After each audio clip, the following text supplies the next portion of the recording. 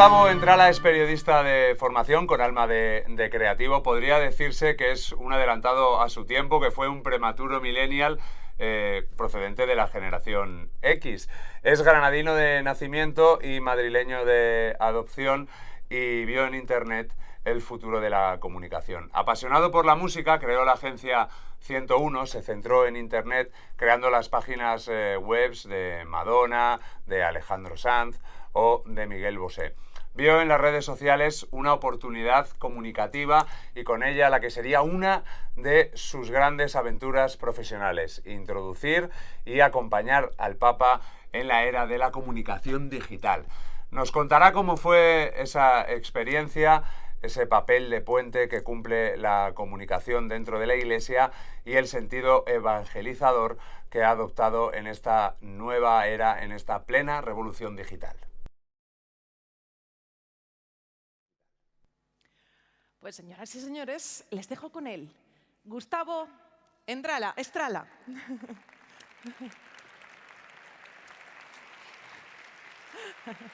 Gracias, Gustavo.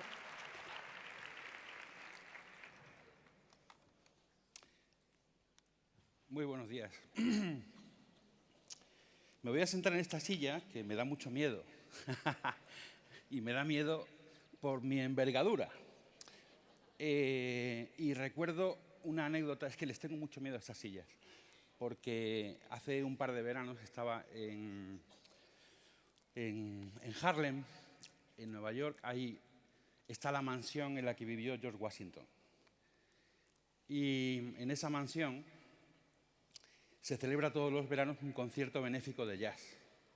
Y es una mansión de la época, muy bonita, y tiene una loma con hierba, y entonces la gente se distribuye. Gracias. La gente se va distribuyendo en la loma en sillas, ¿no? Parecidas a estas. Y yo me puse allí, llegué un poco tarde, y me puse en la loma, justamente. Y a mitad de canción, cuando están con un tema maravilloso, me caigo rodando por la loma. Entonces, que te pase eso en un concierto de jazz y la gente empiece a reírse y se interrumpa la música es muy vergonzoso, os lo puedo asegurar. Yo estoy muy contento de estar aquí hoy y muy agradecido a Escuelas Católicas, porque siempre he tenido el sueño de hacer cosas grandes, ¿no? De hablar a gente muy importante en el mundo, de influir muchísimo. Sueño con ir a Davos, con dar una conferencia en TED. Pero me he dado cuenta de que esta conferencia es mucho más importante que Davos y mucho más importante que TED. Porque detrás de vuestro trabajo y de vuestra dedicación a la educación hay cientos de miles de chicos y chicas en los que vais a tener una influencia extraordinaria. Os lo digo de corazón. Y me gustaría que celebrásemos ese hecho con un fuerte aplauso para todos vosotros.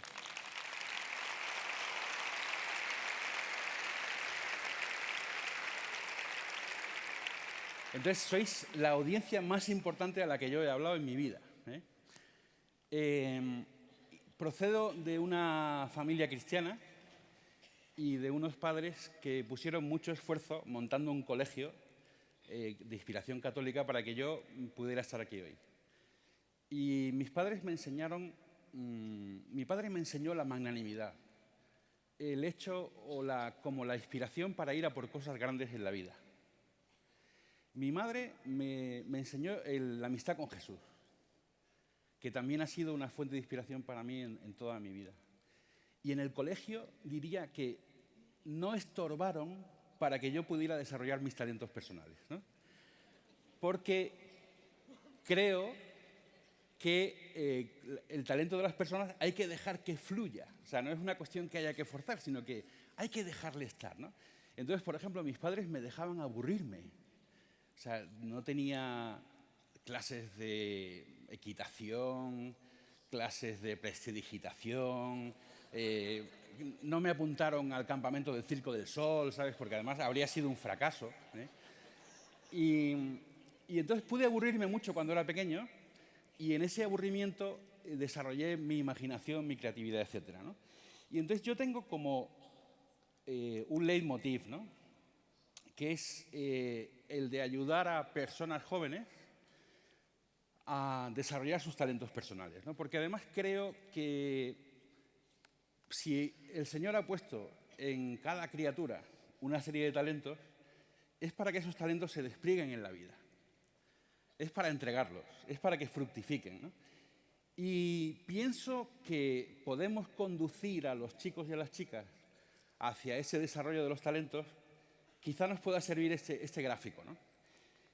A mí me ha servido mucho en la vida, que es la dedicación profesional, o sea, el sitio en el que uno se va a llenar más con el trabajo, está en el núcleo entre tres cosas, ¿no?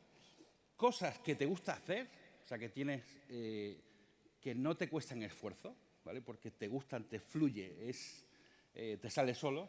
Cosas en las que eres bueno, ¿vale? Porque yo puedo ser, por ejemplo, me encanta el fútbol, pero no juego bien y era muy patoso en el colegio. Entonces, no me puedo dedicar a eso profesionalmente, ¿no? Y cosas por las que te pagan. Claro, porque también hay gente que es muy buena haciendo algunas cosas que le gustan, pero que nadie paga por ese trabajo, ¿no? Entonces, ahí yo creo, en ese núcleo, me parece que hay un punto muy interesante para que cualquier persona desarrolle su vocación en la vida. Ya sea una vocación sobrenatural, ya sea una vocación humana, una vocación creativa, una vocación de servicio, etcétera, ¿no? En ese núcleo está, o en este cuadro está quizá, cómo podéis ir iluminando el camino de las personas para que encuentren esa vocación, esa llamada que tienen en el mundo. Y me sentía, como han dicho en la introducción, muy atraído por Internet desde que tenía 23, 24 años. Llevo 25 años trabajando en el mundo digital. Me encanta la música, me encanta el cine. Y después de unos años trabajando en un grupo editorial, decidí montar una empresa. Y esa empresa se iba a dedicar a trabajar con artistas de música y con películas, ¿no? Haciendo promoción a través de Internet. Y montamos la agencia y el primer cliente fue esta señorita, que se llama Nicole Kidman. Entonces, y además que nos fichó ella para hacer la promoción de la película Los Otros, ¿no? Y entonces, cuando tu primer cliente es Nicole Kidman, dices, wow, esto está yendo demasiado rápido. Y esto tiene demasiado glamour, ¿no? Pero el cliente que realmente nos enseñó lo que es la comunicación emocional a través de Internet y cómo hacer que mucha gente siga a un artista fue este. A ver, ¿quién conoce este grupo? Vale. Entonces, como el nombre es feísimo, si no os importa decírselo a la persona que tenéis al lado, que no conoce al grupo, se lo contáis. Con ellos aprendimos muchísimo. Con ellos aprendimos muchísimo. Son gente muy trabajadora, con mucho talento y que preparan mucho cada show que hacen. Y luego la vida nos fue llevando a las marcas de consumo y también nos metimos muy en profundidad en el mundo del alcohol, ¿vale? Fuimos la agencia mundial de JB durante un montón de años y una de las pruebas que hubo que hacer para ganar el concurso fue tomarse seguidas 15 de las variedades de whisky que componen el JB, ¿vale? O sea, que había que hacer... Esa era una de las pruebas del concurso. Fue superada ampliamente, sin ningún tipo de problema. Y, bueno, esta es una lista de algunos de los clientes con los que hemos trabajado, ¿no? O sea, que hay marcas de cosmética, hay marcas de bebidas, hay bancos, etcétera, ¿no? Siempre desde la perspectiva de hacer relevante su mensaje al público actual, ¿no? Y en el año 2009, yo estaba un domingo en casa mirando Facebook, un poco deprimido, la verdad, porque yo no sé si os pasa a vosotros, ¿no? Que estás un domingo mirando Facebook, ahí tirado en el sillón, y dices, joder, este amigo mío se ha hecho una novia espectacular. Este otro ha ido a comer al restaurante que yo tengo ganas de ir, pero nunca hay sitio. Esta otra amiga mía está montando a caballo. Y dices, joder, mi vida es una mierda comparada con la de esta gente. Y entonces, bueno, pues estaba yo ahí aburrido, ¿no? Mirando el Facebook y deprimiéndome un poco, y un amigo mío me envió un mensaje del Papa Benedicto. Y en ese mensaje era la primera vez que el Papa hablaba sobre Internet. Y venía a decir que la Iglesia tenía un problema de comunicación potente, estamos hablando del año de hace ya 8 años, y que necesitaba ayuda. Y entonces le dije a mi socio, le dije, oye, vamos a escribir a alguien en el Vaticano, vamos a movernos para ver si les podemos ayudar, porque realmente yo como católico me siento a veces impotente ante cómo se manejan las comunicaciones, cómo se manejan las crisis de reputación del Papa, etcétera, ¿no? Y entonces lo hicimos y no conocíamos a nadie, o sea, no teníamos ningún contacto allí. Y entonces lo que hicimos fue escribir una carta. Además pensamos, bueno, si no tengo el mail, ¿para qué voy a escribir un mail a estas personas, ¿no? Con lo cual vamos a escribir una carta manuscrita. Y así lo hicimos. Mandamos una carta manuscrita a un tal Federico Lombardi, que nos sonaba por la televisión, que aparecía siempre con el Papa, portavoz, Ciudad del Vaticano sin número, ¿no? O sea, no pusimos ni el código postal. Pero, y claro, o sea, uno dice, bueno, no tengo contactos, no sé la dirección, no tengo el correo. Dice, bueno, tú inténtalo, tú haz algo, no sé. O sea, y con el espíritu de quien escribe a un famoso, para ver si le da trabajo, pues así lo hicimos, ¿no? Y para nuestra sorpresa, a los 5 meses de haber enviado la carta, un día estaba yo volviendo de Talavera de la Reina, de una matanza, ¿eh?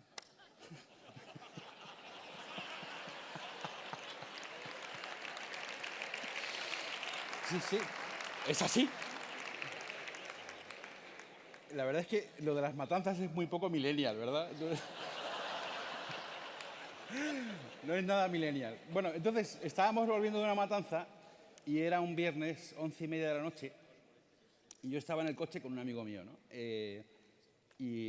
Bueno, pues en la comida yo les había contado, habíamos estado allí varios amigos, ¿no? Y les había contado, oye, que hemos escrito al Papa a ver si trabajamos para la iglesia y tal, ¿no? Y entonces a las 11:30 de la noche estamos volviendo ya a Madrid y suena el móvil. Y al otro lado alguien dice, Caro Entrada.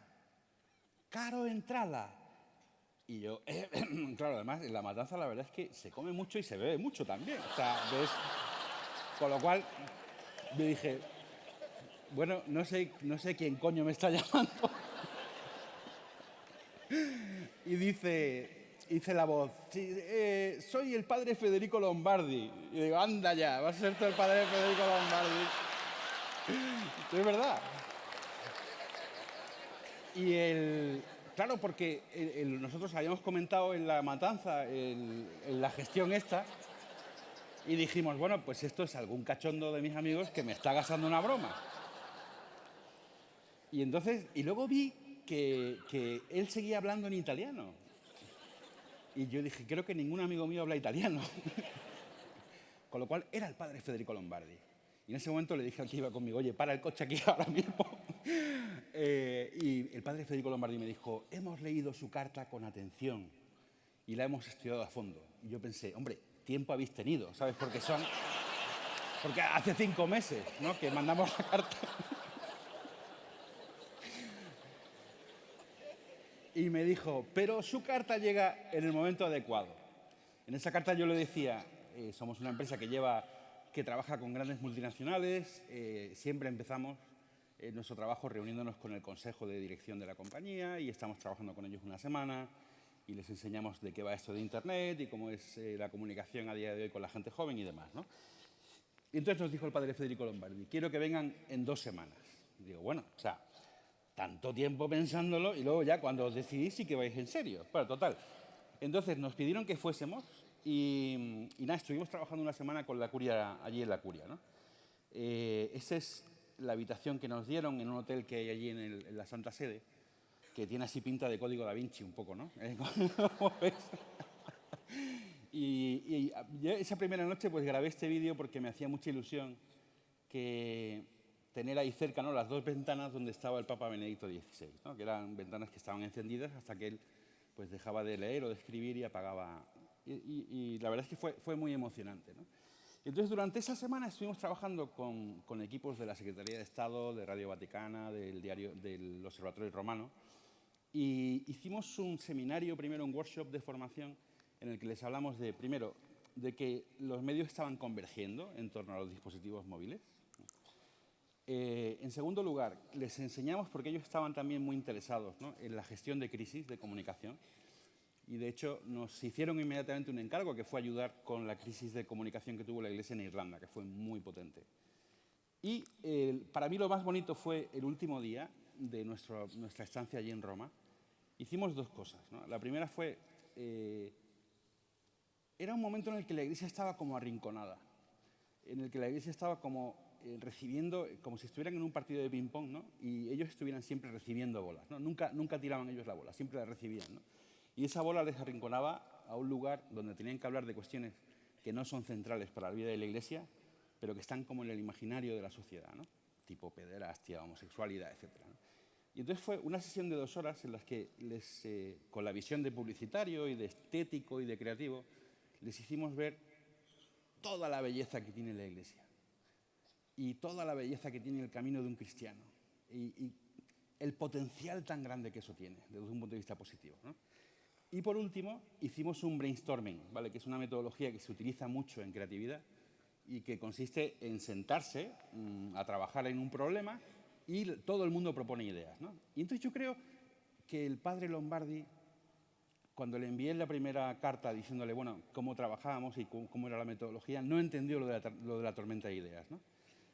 No porque apareciera allí con un paraguas, ¿no? Que no lo hizo, sino porque cuando íbamos a hacer la tormenta de ideas nos dijo, pero ¿cómo vamos a hacer eso aquí en el Vaticano? Eso no se ha hecho nunca. O sea, aquí los problemas nunca se solucionan hablando la gente y diciendo lo primero que se le ocurre. Y dice, bueno, pues vamos a intentar utilizarlo a ver qué tal sale la cosa, ¿no? Y segundo me dijo, yo lo que no puedo hacer, lo que es completamente imposible, es que el laico que está en esta reunión esté a la misma altura que el obispo y el cardenal. O sea, hay que hacer algo aquí porque la jerarquía es muy importante para nosotros. Y dije, bueno, pues no se preocupe, que vamos a poner a los obispos con los obispos, los laicos con los laicos y a ver cómo sale el experimento, ¿no? Y salió bastante bien. De allí salieron un montón de ideas, algunas de las cuales se han ido haciendo, y te das cuenta de cómo cuando sientas a la gente a pensar de forma creativa, con libertad, con confianza, en la solución a un problema, salen cosas que a ti no se te habrían ocurrido trabajando solo. Y este era el statu quo de los medios vaticanos en 2010. Y la verdad es que era estéticamente bastante feo, desorganizado, muy poco atractivo, ¿no? Y entonces termina el seminario, nosotros nos volvemos de allí, mi socio y yo, y diciendo, bueno, pues esto va a ser chulísimo, ¿no? Cuando tengamos nietos les contaremos, ¿no? Cuando le dije a mi socio, cuando tú tengas nietos, pues les contaremos esta aventura, ¿no? De haber venido a trabajar una semana al Vaticano. Pero nos volvieron a llamar a los 6 meses y nos volvieron a hacer un encargo y nos dijeron, queremos que toda esta... Una de las ideas que había salido en el brainstorming fue hacer un solo portal de noticias vaticanas, ¿no? Y nos pidieron que lo diseñáramos. Y el proceso de diseño fue una aventura alucinante. Una de las cosas que hicimos fue cambiar el sello del Papa y estilizarlo. O sea, hicimos una versión minimalista del sello del Papa. Y además conseguimos convencerles de que lo utilizaran. O sea, que eso fue todo un reto, ¿no? Me acuerdo de una reunión que fue en la biblioteca de la Secretaría de Estado, donde los pósters, igual que vosotros tenéis pósters que ponen Success y cosas así, ¿no? Pues allí son de Rafael los pósters, ¿vale? Son cuadros de Rafael, y entonces, es increíble. Y entonces estábamos ahí trabajando y conseguimos convencerles de que utilizaran este logo y luego les presentamos la estética y la visión del nuevo proyecto, ¿no? Que era una visión integradora, todos los medios del Vaticano trabajando en una sola dirección, que de algún modo ha sido como la antesala de lo que Monseñor Viganò está haciendo ahora, ¿no? Que es ya la integración real y efectiva de todos los medios, ¿no? Les propusimos que el Papa pudiera emitir en directo a través de YouTube y se hizo. Y luego también fue muy bonito explicarles, en aquel momento había mucho miedo a que los medios vaticanos tuvieran acceso a las redes sociales, ¿no? O sea que había, como pasa en cualquier organización, mucho miedo a la participación de la gente y a ver qué iban a decir y demás, ¿no? Entonces, bueno, pues conseguimos convencerles de que estos medios ya utilizasen las redes sociales, de que hubiera páginas del Vaticano en las redes sociales, etcétera, ¿no? Y os tengo que confesar una anécdota que no he contado nunca en público,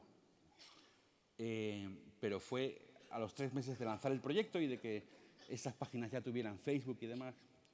Estoy haciendo gimnasia, una de esas cosas raras que me dan a veces, ¿no? Me da por hacer gimnasia como un loco, y entonces me fui al gimnasio y me llamaron de Roma y me dijeron, crisis total, tienes que dejar lo que estés haciendo ahora. Digo, bueno, vamos a dejarlo. No hay más remedio, pues se deja, ¿no?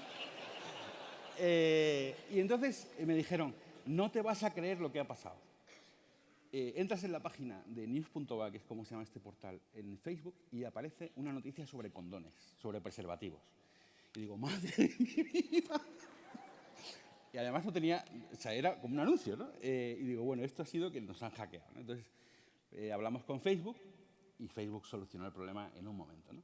Para eso mola mucho trabajar con el Vaticano, ¿eh? Porque llamas a Apple y se te pone Tim Cook, prácticamente. O sea, es alucinante. Y entonces conseguimos solucionarlo.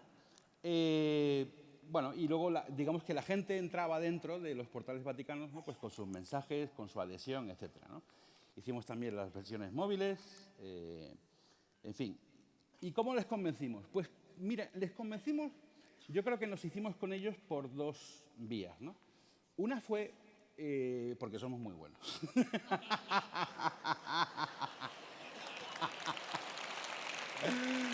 Perdón.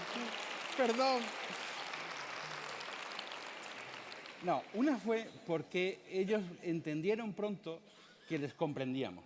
Y eso es muy importante para trabajar con el Vaticano y para trabajar en general con la Iglesia, ¿no? O sea, si viene un profesional de fuera a decirte cómo tienes que hacer las cosas, ese profesional te tiene que entender muy bien, ¿no? Entonces nosotros les entendimos. Y lo segundo es que teníamos tanta ilusión por trabajar con la Iglesia y con el Papa que pusimos muchísimo cariño en el trabajo. Entonces, cuando el día que hubo que tomar muchas decisiones que eran novedosas para la Santa Sede, del tipo entrar en redes sociales, cambiar el logo del Papa, etc., etc., etc., lo que hicimos fue hacer una camiseta para cada uno de los participantes en la reunión. Pues estaba el cardenal, el secretario de Estado, estaba el padre Federico Lombardi, y lo que hicimos fue diseñarles, hacerles unas camisetas y regalárselas, ¿no? En la reunión. Y claro, yo vi las miradas del equipo que asesoraba al Papa en comunicación y estaban todos como niños pequeños, ¿no? Y me dijo el padre Federico Lombardi, es que esto no lo ha hecho nadie nunca con nosotros. O sea que poniendo un poquito de cariño, ¿no? y haciéndoles ver que les entiendes, se puede trabajar con el Vaticano y se puede trabajar muy bien, ¿no? Entonces, junio de 2011, vamos a lanzar el portal news.va. Entonces, el primer approach, el primer enfoque de la Santa Sede fue, oye, mira, vamos a lanzar el portal este que habéis hecho vosotros y hemos pensado que el Papa lo inaugure con un clic en un ordenador y que sea muy interesante para los medios y que salga en todos lados, ¿no? Y entonces yo, siempre que hablaba con ellos, yo iba pensando por dentro, ¿no? El Papa tiene 80 años, entonces le vamos a sentar en una mesa de madera de estas rancia, ¿no? Le vamos a poner un ordenador, una torre de estas, ¿no? Así de grande, una pantalla de tubo bien... y allí con un ratón. Entonces yo me imaginaba a un señor de 80 años, en el año 2011, dándole un ratón con un ordenador para inaugurar una página y dije, no, esto es siglo XX total, o sea, esto no se puede hacer ahora. Y entonces les propuse que el Papa utilizara un iPad. Y la primera respuesta fue, de ninguna manera. O sea, el Papa no va a utilizar un producto de una compañía como Apple delante de todo el mundo, porque me preguntaron, ¿tú has visto alguna vez al Papa con una lata de Coca-Cola en una foto? Digo, no, la verdad es que no. Y entonces, bueno, pues después de los noes que nos daban, yo siempre volví a Madrid y allí con mi equipo de cuentas del Vaticano decíamos, a ver, ¿cómo les convencemos, no? Y entonces se les ocurrió a las chicas que trabajaban conmigo, que han sido las que de verdad han sacado esto adelante, me dijeron, no hay ningún problema. Mira, se le pone una funda al Papa y se le pone el serigrafiado, el logo del Vaticano por detrás, y es un iPad del Vaticano, no es de Apple. Y dije, bueno, pues vamos a hacerlo. Entonces lo hicimos una funda y le mandamos la foto a la Santa Sede diciendo, mira, vamos a ver, mira, tenemos una idea genial. O sea, el Papa va a aparecer con el iPad, ¿vale? Porque eso le va a dar, teniendo en cuenta que estamos en 2011, que prácticamente el iPad había aparecido hace un año, era muy novedoso todavía. Y de hecho había muy pocos en el mercado. Y va a aparecer el Papa, y entonces por detrás se va a ver el sello Vaticano. Entonces nadie va a saber que era un producto de Apple. Y yo decía, como en aquella época había muy pocos tablets, y los que habían de Apple, yo decía, bueno, la gente va a saber perfectamente que era... Pero bueno, muy bien. Entonces, fenómeno, Gustavo, trabajad en una página muy sencilla para que el Papa le dé le da un botón, ¿no? Y dije, ¿pero el Papa ha usado alguna vez un iPad? No, el Papa nunca ha usado, no usa ordenadores. Digo, bueno. Y entonces le encargué a un diseñador que hiciera el botón más importante de la historia, ¿vale? Que fue ese botón que veis ahí, ¿eh? Le dije, tú ten en cuenta que tiene 80 años y hace un botón muy grande, ¿sabes? Porque para que acierte el hombre, ¿sabes? Porque es que... porque no sabes, ¿no? Un tipo de 80 años dice, bueno, pues yo no sé cómo se va a manejar con eso, ¿no? Y entonces se inauguró el portal, en Roma fui yo allí a estar con el Papa, y luego les llamé otro día y les dije, no es suficiente que el Papa utilice un iPad. O sea, no es suficiente para que la gente se entere en todo el mundo y salga en las televisiones. Hay que hacer algo más. Y lo que os propongo es que el Papa lance su primer tuit. Y la primera respuesta fue, de ninguna manera, Twitter es una compañía americana, el Papa no va a utilizar un producto de una compañía privada, así como así. Y dije, bueno, pues nada, pues iremos allí, le daremos al botoncillo y vamos a ver qué pasa, ¿no? Y entonces, antes de ir a Roma, o sea, justamente, si este evento fue un martes, yo estaba en Madrid el viernes y comí con un amigo mío que es sacerdote y que es sabio. Y entonces le dije, mira, me pasa esto, macho, o sea, yo quiero conseguir que el Papa tuitee por primera vez y utilice este medio, porque creo que va a tener mucha resonancia y porque también va a ayudar a que la Iglesia, la gente se anime a entrar en redes sociales. Pero no consigo convencerles, ¿no? Y entonces me dijo este hombre, Gustavo, mira a ver qué pasó en la inauguración de la Radio Vaticana en el año 31. Digo, pues no, esto es un tío listo, o sea, con ese tío yo ganaría el Trivial todas las veces, o sea, es... Y entonces, si estábamos comiendo, a las 4 me voy al archivo del Observatorio Romano en Internet y busco qué pasó el día ese, 11 de marzo del año 31, en el que se estrena Radio Vaticana. Y me encuentro una crónica que dice que la Radio Vaticana fue lanzada ese día, fue la primera vez, además, en todo el mundo que la gente podía oír la voz del Papa, que eso es muy fuerte, y el Papa se dejó acompañar en esa inauguración por un tal Marconi, que fue el inventor de la radio, ¿vale? Este Marconi era un hombre que era un genio y tenía muchísimo dinero, y el Papa le pidió que diseñase Radio Vaticana y que la pagara también. Y el hombre Marconi dijo, bueno, pues vamos a pagarla, ¿vale?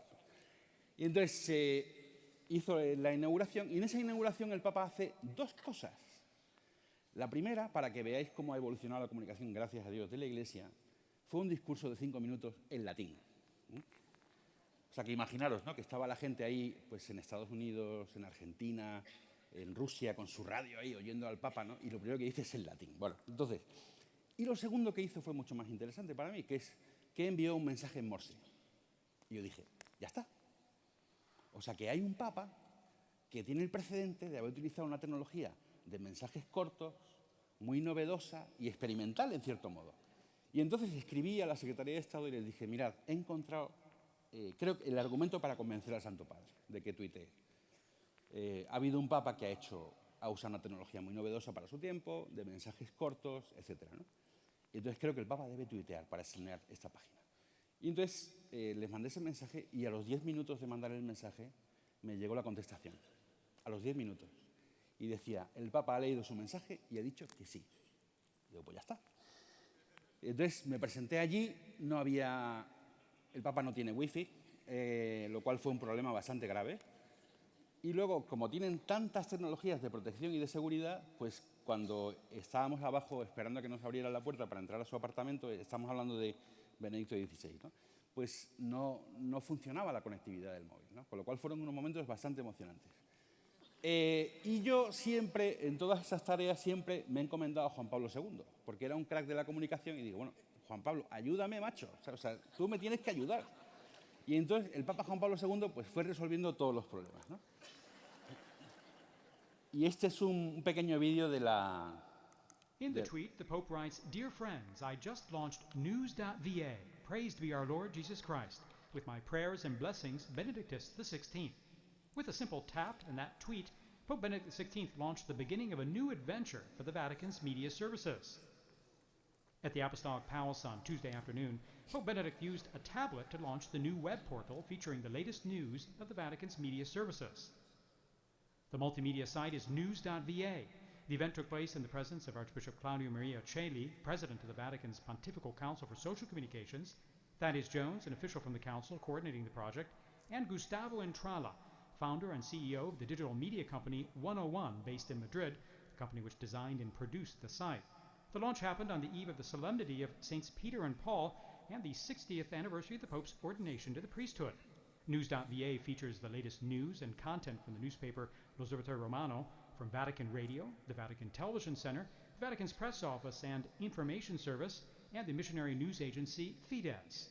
The web portal is in Italian and English and features news not only on the Pope and the offices of the Vatican, but also news on current events around the world and tied to the local church. Other languages.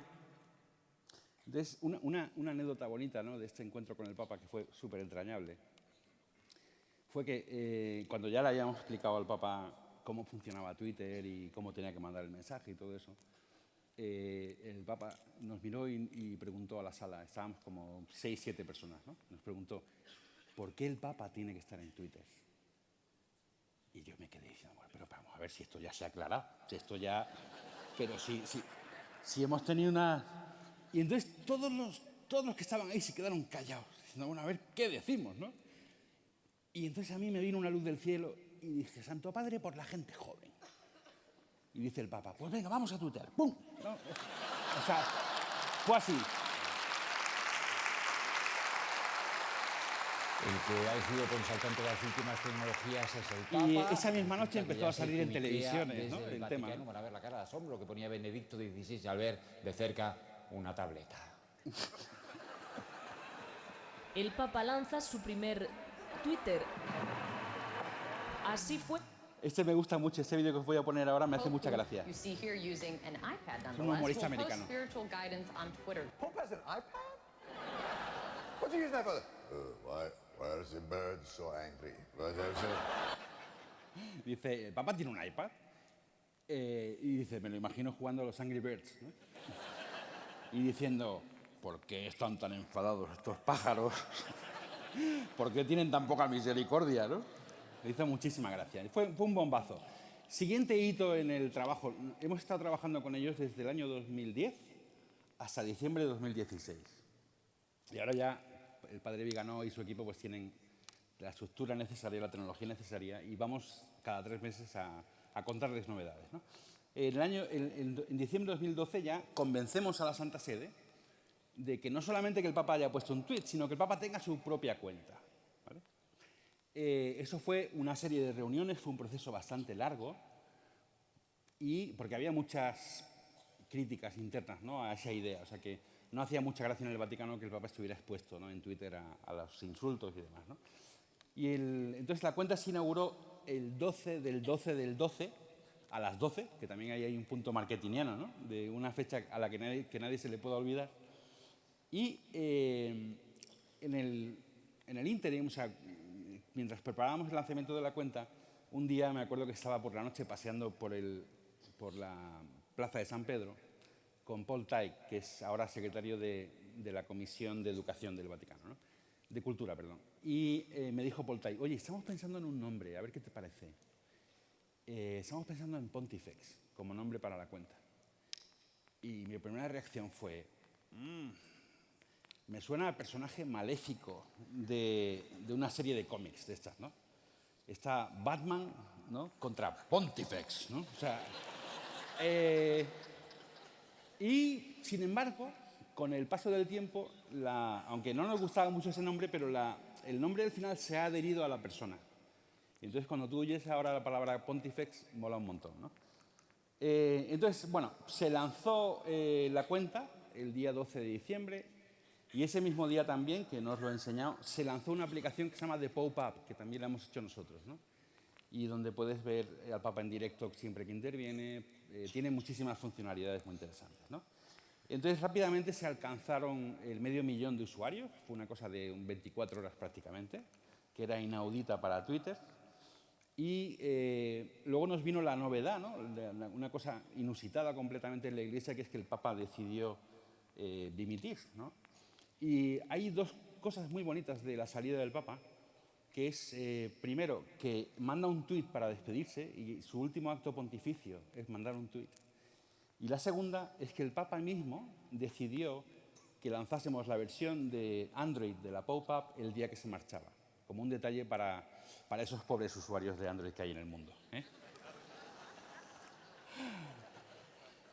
Vino el cónclave y en el cónclave hicimos muchos experimentos muy divertidos, ¿no?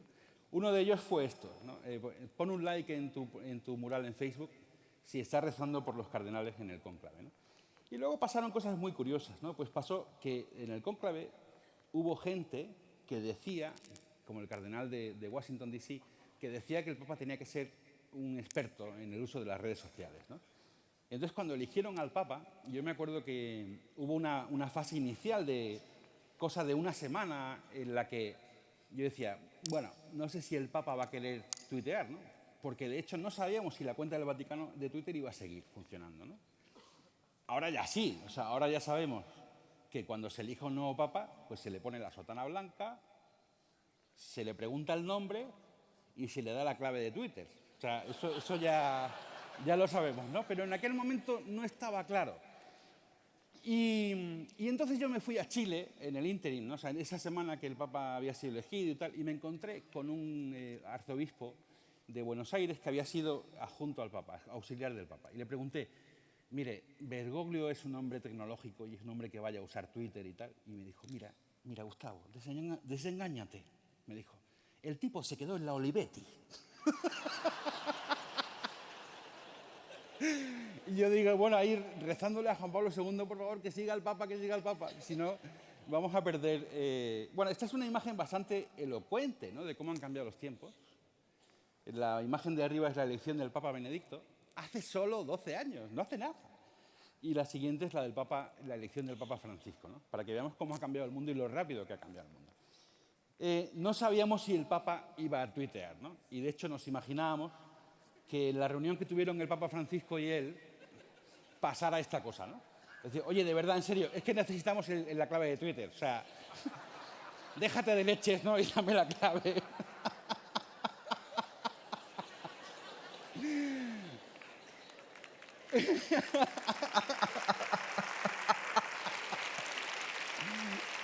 Bueno, y entonces se llegó a... Ya hubo una reunión con el Santo Padre, en la que yo no estuve el sábado siguiente a ser elegido, y le preguntaron al Santo Padre, está Twitter aquí, 3,5 millones de seguidores en aquel momento, y si usted quiere, pues puede seguir tuiteando. Si usted no quiere, cerramos la cuenta y no pasa nada, ¿no?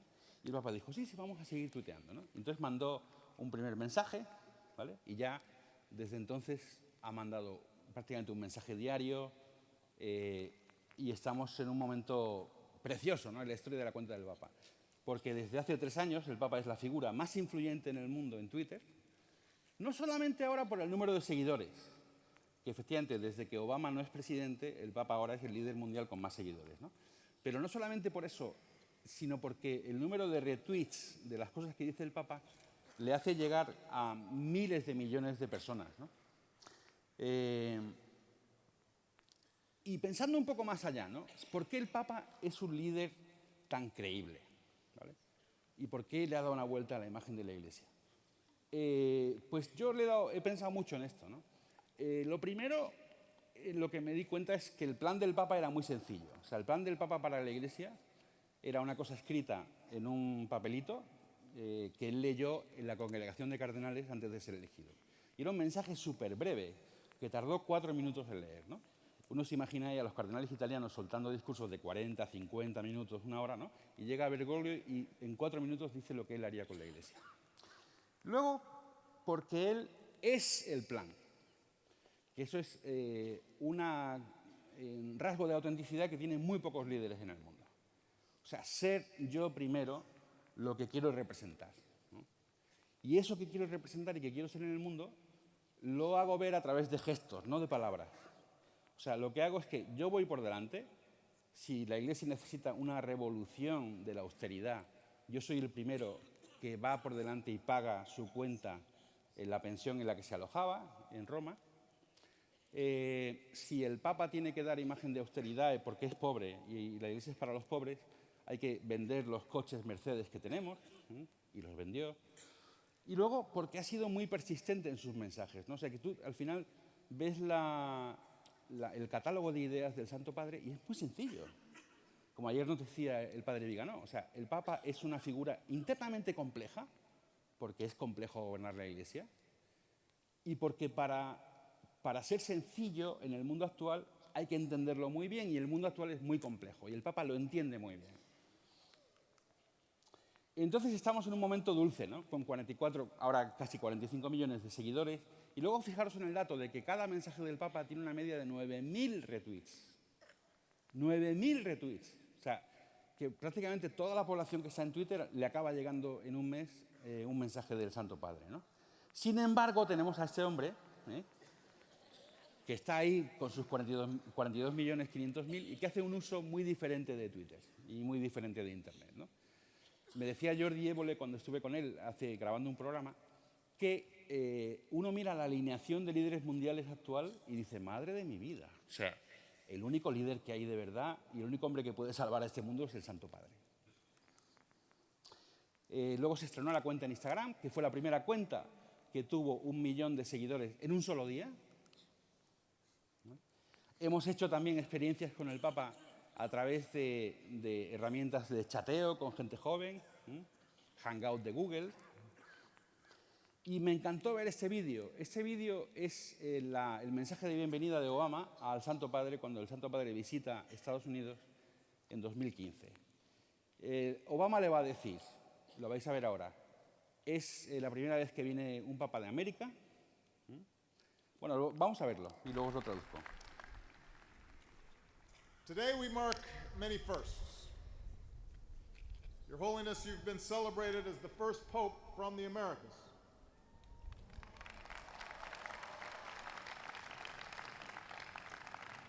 This is your first visit to the United States.